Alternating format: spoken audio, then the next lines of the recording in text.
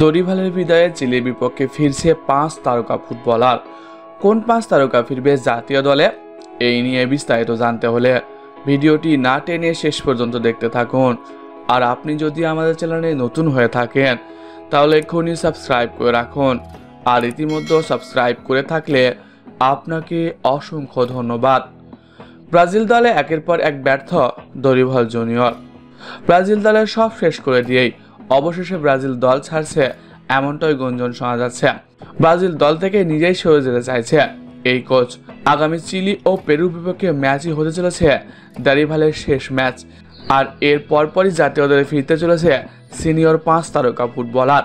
কারা এই তালিকায় রয়েছে চলুন দেখে নিই সেই তারকা ফুটবলারকে। প্রথমত রাফিনহা। বার্সেলোনার হয়ে নিয়মিত গোল করলেও দরিভালের সাথে ভালো সম্পর্ক না থাকার ফলে একের পর এক ম্যাচ বাইরে রাখেন রাফিনহাকে। ফলে দরিভালের বিদায়ে চিলির বিপক্ষে ফিরতে পারেন এই সুপারস্টার। এছাড়াও দলে ফিরছে ব্রাজিলের নাম্বার 9 রিচার্লিসন।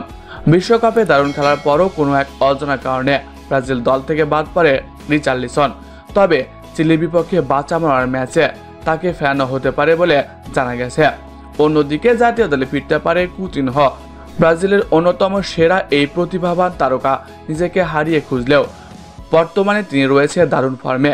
ব্রাজিলের লিটল ম্যাজিশিয়ান বলা হয় তাকে। ফলে চিলির বিপক্ষে কুতিনহো ফিরলে অবাক হবার কিচ্ছু থাকবে না। অন্যদিকে খুশির খবর এই যে ইনজুরি থেকে ফুল ফিট হয়ে চিলির বিপক্ষে ফিরতে প্রস্তুত নেইমার জুনিয়র।